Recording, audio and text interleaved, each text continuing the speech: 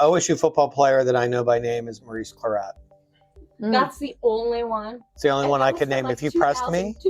Yeah. Right. What about Maurice Hall? Played with Maurice Never Claret. heard of him. Really? Eddie George. Oh, I know that one. Archie Yes. Griffin. Okay, I know those two, but Okay. those feel like celebrities. They also played football. I kind of forgot they were football players. That's why they're celebrities. I guess that makes sense now. Welcome back to So Let's Talk Columbus. I'm Michael Wilkos, Vice President of Community Engagement at United Way of Central Ohio. Quick question. What do you think is the single greatest predictor of whether a child will graduate from high school? The answer might surprise you. It's not test scores in middle school. It's not the high school they attend. It's whether they can read proficiently by the end of third grade. And here's the part that changes everything. The foundation for that milestone is built years before a child even steps foot in a kindergarten classroom. It's built in the first 5 years of life, when a child's brain is making 1 million neural connections per second. 1 million per second. It's not a metaphor, that's biology. And what happens or doesn't happen in those years shapes everything that comes after. Now layer in this. In Franklin County, nearly 1 in 4 households are ALICE, asset limited, income constrained, employed. Working families who earn above the poverty line but still can't afford the basics. And for those families, childcare isn't just a convenience, it's the thing standing between a parent being able to go to work and not being able to go to work. The Alice household survival budget puts monthly childcare for a family with an infant and a preschooler at nearly $1,843 a month, which is more than housing or food. And yet, of Ohio's major metro areas, Columbus and Franklin County have the lowest amount of public financial support for affordable child care. Today's guest has been fighting that reality since 2015. Dr. Gina Ginn is the CEO of Columbus Early Learning Centers, which is the oldest early childhood education organization in Franklin County. Founded in 1887, originally with 7 kids in one room for 12 cents a day. Under Gina's leadership, CELC has grown by 500% in budget, expanded into neighborhoods where quality care is hardest to find, and become one of the most recognized nonprofits in our city. She has a PhD in workforce development from The Ohio State University and started out wanting to be a doctor. Yet along the way, she realized that helping children in their earliest years was the most powerful medicine she could practice. Gina, I'm so glad you're here. Welcome to So Let's Talk Columbus. Well, thank you for having me today. Tell us a little bit about you, not the CEO bio version, the real version. Where'd you grow up? How long have you been in Columbus? You started out wanting to be a physician. How did you end up here? It's a great question. So I am originally from Cincinnati and grew up in Cincinnati, had a wonderful experience there, and have a lovely family. My parents, my dad is first generation in the United States from France. And then I have twin siblings who are 6 years younger than me. And yeah, so it was I guess like a middle income growing up experience. And from there was the first person in my whole family, extended family, to go to college. So I went and did undergrad at the University of Cincinnati. And then what brought me to Columbus was grad school at Ohio State. And I think where my commitment to community came from really is from my mom. She's been in community mental health my entire life. So I grew up in the nonprofit sector, and I grew up in mental health care in the nonprofit sector and for those that are homeless or low income, and really thought as a child that everybody had a therapist. And so when I found out that not everyone has a therapist but needs one, I was very shocked by that as a child. So I think my commitment to the community came from very early on, like just always being in tow and being in that nonprofit space and sector. And at first thought like, oh, well, so to be able to give back or to do these things, I should be, a medical doctor. And because I think I just saw how those that were of needed healthcare the most, because it was really the foundation of how you could build yourself out of poverty. But then when I think when I probably learned about the politics of healthcare and the machine that it is, and how much it's trying to make a profit off of people, is where I fell out of love with it. So I kind of moved in a different direction and went the nonprofit route. And once I was in my career here in Columbus after graduate school in my master's program, and then actually worked on the total opposite side of the spectrum as to where I am right now. I was actually working with adults with disabilities at United Cerebral Palsy of Central Ohio. And then simultaneously getting a PhD, which is a little bit crazy. And then after I graduated with my PhD is how I ended up in my role today. So like many of us, including myself, we come to the Ohio State University and end up, decades later, we're still here in Columbus. What kept you in Columbus as opposed to going back to Cincinnati, or your educational foundation taking you somewhere else across the U.S.? I think it was just the city. I loved the city. Cincinnati was too conservative for me. Okay. And I really wanted to be in a place where it embraced the community as a whole, and felt like I found that here. So Nice. I felt like I think a lot of times there's not a lot of people who are from Columbus, but they come to Columbus either for school or for work. And so I think that kind of not having that ingrained, because in Cincinnati, everybody asks, where did you go to high school? Right. I've heard this before. And so that always then depends like what the next 12 questions are, and also what people think of you. So I think that like not having that prejudice is really what drew me to staying in Columbus, is that everybody here seemed to really embrace each other. Of course, not that we don't have problems or things, but just there was a lot more openness to each other because all of us were transplants. I often, when I'm out in the community, will ask groups of people that I'm speaking with by a show of hands, how many of them grew up in Central Ohio versus somewhere else in the state versus somewhere else outside of Ohio, but still within the U.S. And often it's a third of the hands, go up because they've grown up in Central Ohio. The other third are from somewhere else in the state. I'm also a transplant from somewhere else in the state. And it's very rare. It feels like you meet somebody who says, oh, I've lived in Columbus my entire life. Right. It certainly changes the culture of the city and how people view things, for sure. So let's talk about Columbus Early Learning Center. It's been serving this community since 1887, much longer than you've been at the helm. 138 years. It started with 7 kids in one room. Tell us who CELC is today and what you do. So Columbus Early Learning Center is, as you said, was founded in 1887 by a group of women who saw that other women were having to go into the community to work and needed a safe, caring space for their children.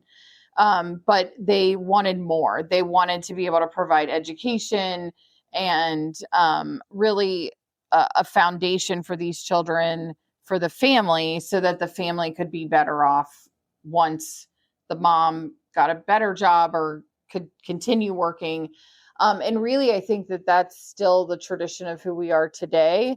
We're a lot larger than one classroom, but it really still is the tradition of us being able to provide care and services and education to children that otherwise wouldn't have access to it because of the cost. As you said in the intro, the cost of childcare is really out of reach for the majority of families in our community. So it costs a little more than 12 cents a day now. Although that would be a lovely place to return to. And we serve throughout our 6 locations in Columbus, all within the urban core. all within neighborhoods that would otherwise or have otherwise been left out of high quality early learning experiences. How many children are you serving in those 6 centers? I think annually now we're serving over 350 children, and I should have this memorized because we just turned in our United Way report last Friday, but I forgot. So I want to say it was 352 or 357 was where we ended up last All right, year. well, that's a fairly accurate guess. Yeah. I'll trust you on that one. You have been described at CELC as an anti-poverty focused organization, not just childcare, but anti-poverty.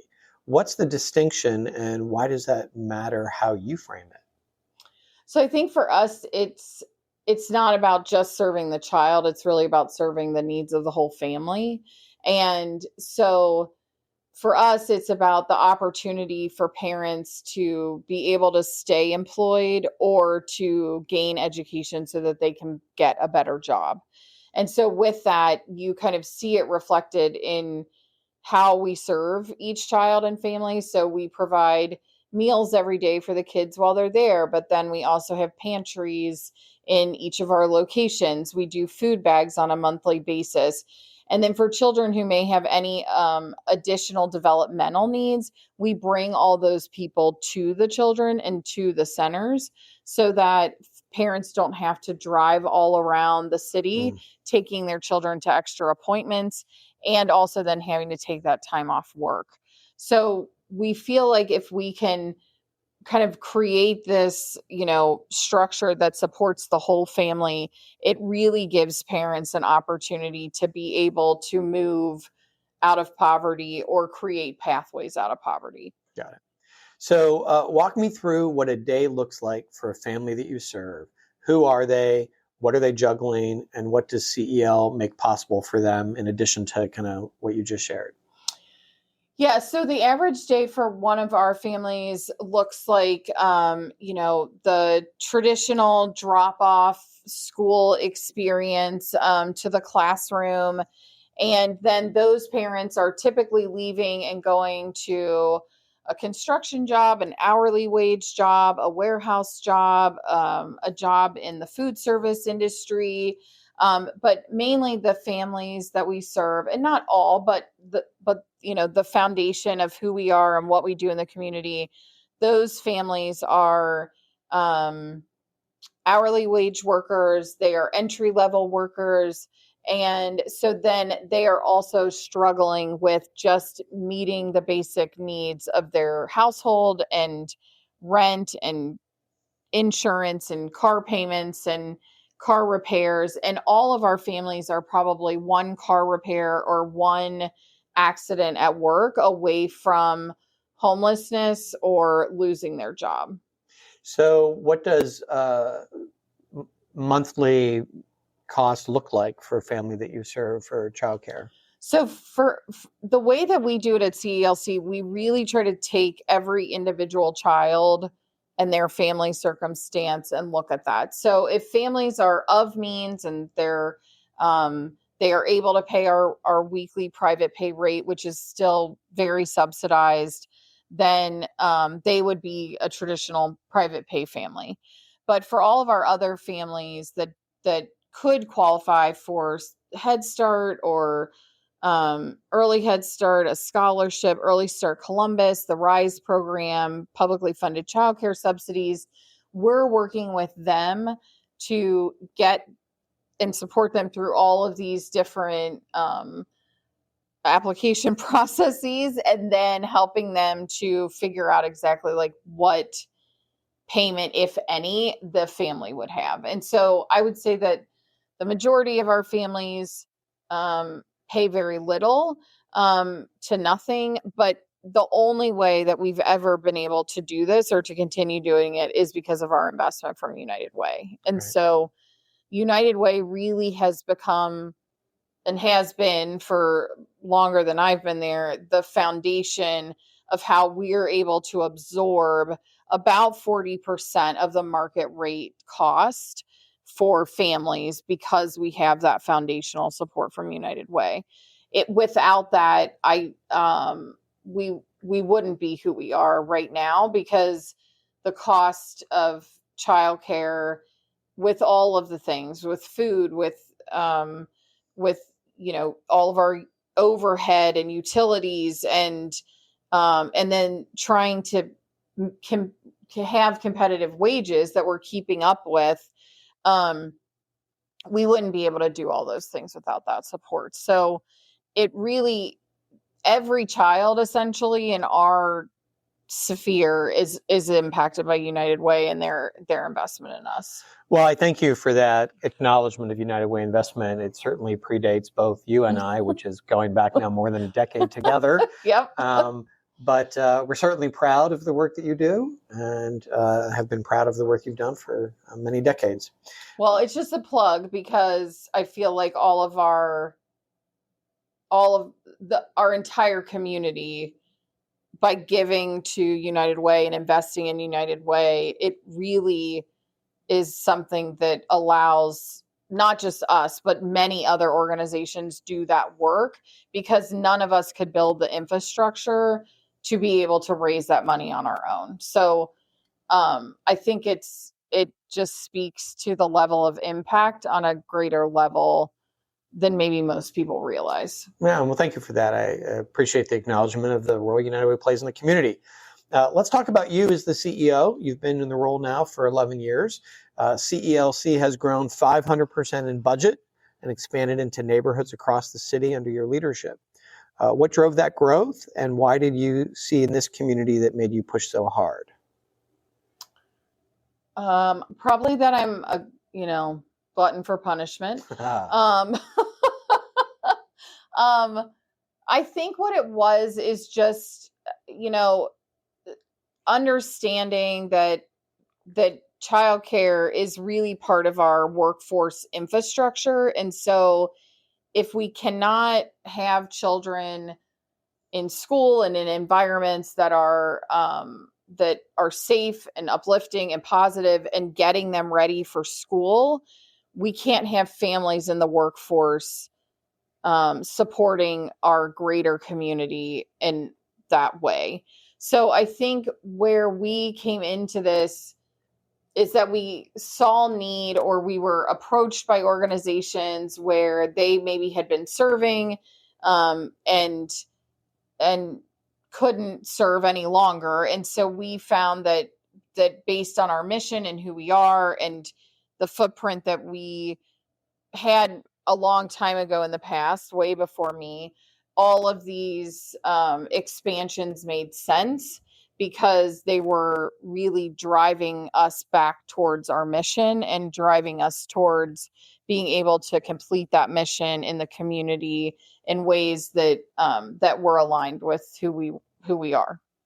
So I want to talk about science, the science behind your work, because I think most people don't fully understand what's happening in a child's brain in those first 5 years of life.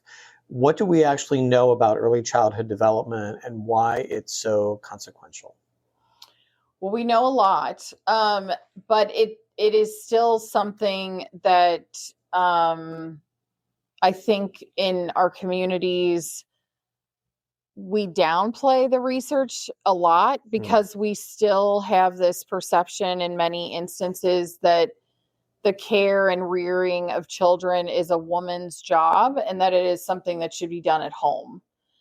But when you look at the reality of especially children and families in poverty, we know that they may not have the skill set, the ability, the understanding, or access to experiences that would allow a child's brain to develop in the ways that are needed for them to be ready for school.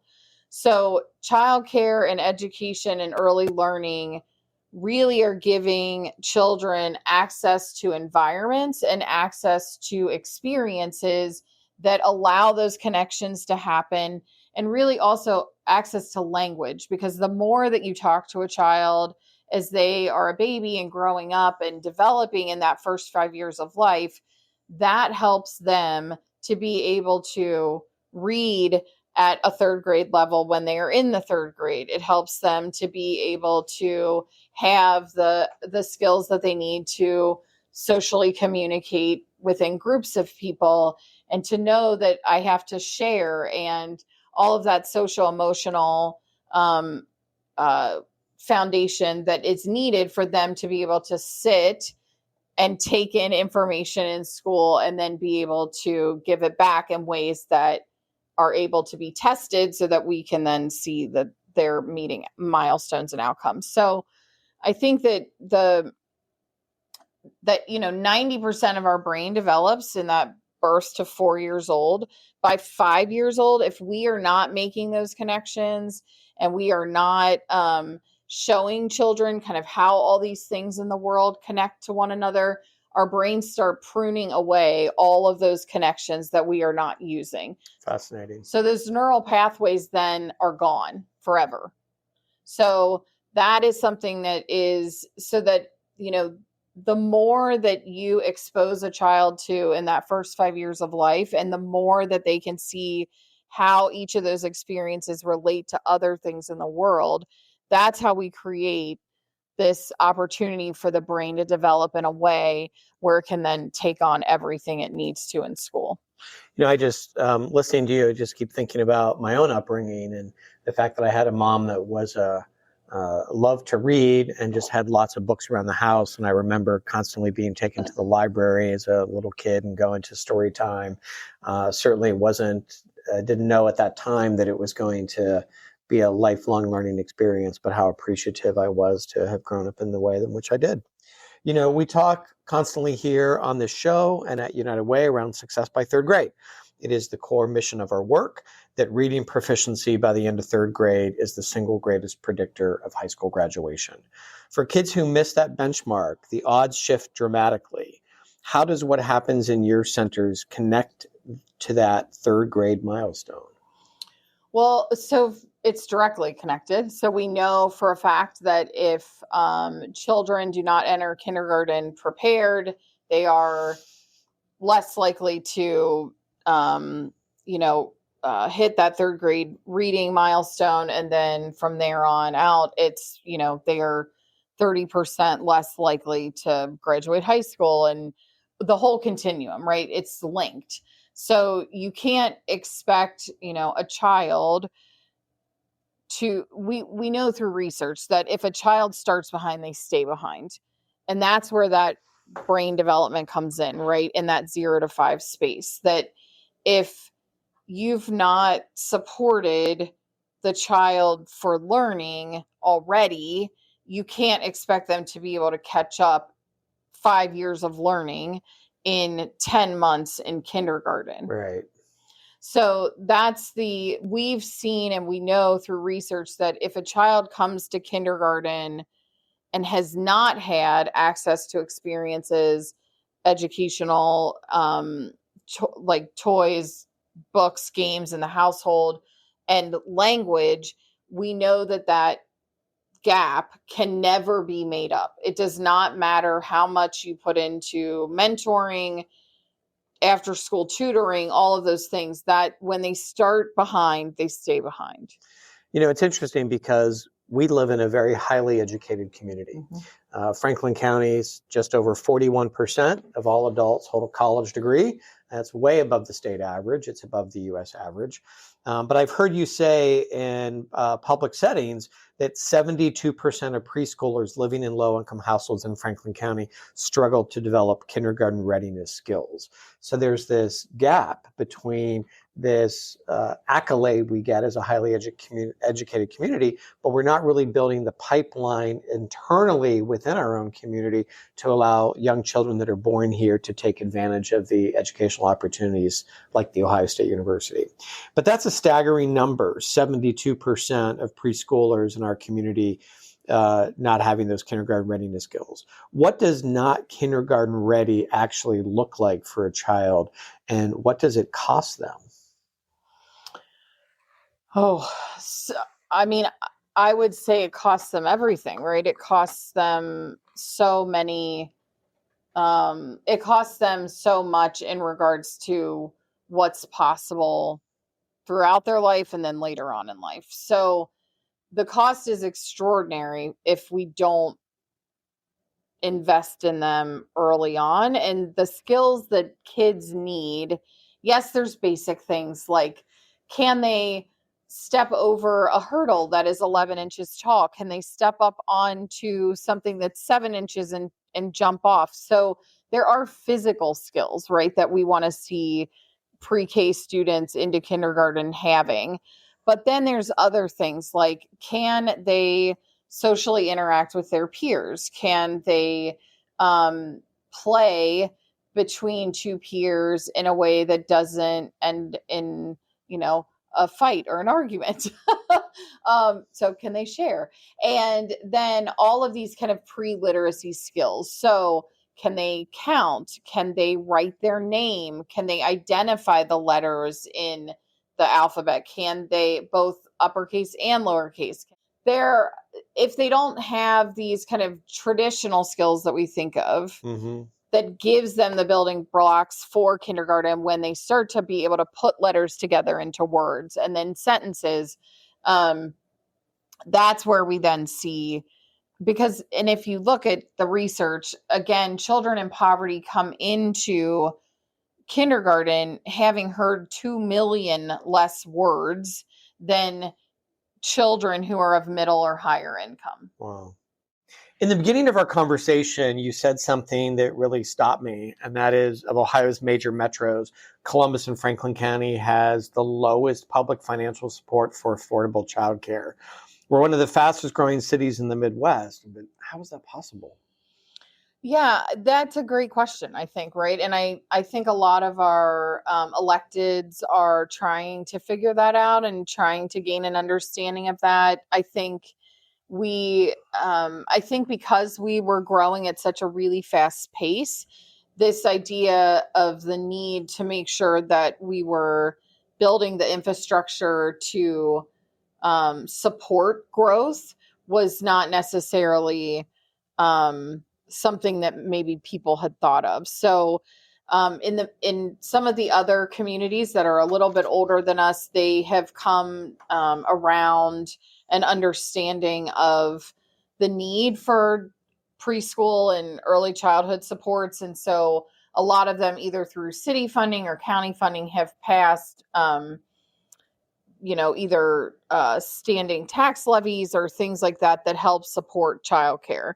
And Columbus, to this point, we've not been able to figure out between the public-private partnership how and what type of infrastructure needs to be built for us to sustain that, because it's a very large number, right? And it kind of is very similar to what the numbers are that school districts need. And I think that number has just been one that we've not figured out how to get ourselves around it to be able to galvanize in a way that helps us have this sustained funding source for it. What would that number be on an annual basis if we were fully funding childcare? Do you know? We do have a report that came out as part of FRAC, and I want to say the county's been doing a lot of work on this under Commissioner Crawley's leadership, and I think it was somewhere in the $200 million range is what we would need for just 3 and 4 year olds. If you expand it to children birth to 5, that number becomes even larger. Big number. Yeah. But worth it. Very worth it. Absolutely worth it. But a very big number. One of the cruelest dynamics in this space is the benefits cliff.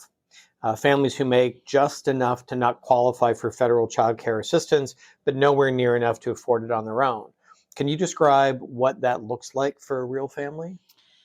Yeah. So in Ohio, we, at a state level, are, I think, second to last in our rates for the child care subsidy. Wow. So we are at, if you look at this from, a single mom with one child, she has to make less than $13.68 an hour working full time to qualify and to get into the system for publicly funded childcare. That's really low. It's very low, especially when starting wages are pretty much now standard across the board over $15 an hour. So that what that translates then into is that either parents are arbitrarily cutting their hours to be able to qualify for these funding sources, or they may have to take days unpaid or not, work the extra shift or overtime so that they can still maintain their benefits. Once you qualify in the system, you can receive small increases in your current job to continue with the benefits up to the 300% of federal poverty. But still, that really only looks like $18.50 an hour once you're in. So we see, right, a lot of these entry level jobs now paying or starting to pay at this, $18, $20 an hour. And that already then is pricing you out of being able to get into any of these systems. So a family a single mom with one child in a $20 per hour job a lot of times doesn't qualify for anything, but there's no possibility that she could then, with that $20 per hour job, afford rent, food, transportation, and childcare at $1,500 a month. So it's kind of there's a real disincentive really to be in the workforce. There's a disincentive or just a disincentive to strive for the next, right? And I think that that's like especially with families that we work with, we're really trying to help them and support them on growing as a family and kind of what does their next look like. And it's hard to be able to do that when the system isn't supporting those types of decisions. So let's talk about the economic cost. The U.S. Chamber of Commerce Foundation estimates that childcare gaps cost Ohio about $5.5 billion a year in lost productivity and tax revenue. How do you use that argument when you're sitting across from a business leader or policymaker who thinks childcare is a personal problem and not a public one? Well, I feel like in our very capitalist-driven society, if $5.4 billion is a great motivator, or should be, for business owners. So if they can see that they could get money from that $5.4 billion, that's why I think we need to start making the argument more around this being a workforce support and being something that not only do we need to invest in as infrastructure from maybe a government perspective, but that companies also need to invest in their employees when it comes to childcare, because their company can make a lot more money if they can keep people employed longer. Right. It's interesting because you make the argument that childcare is economic development, it's workforce development.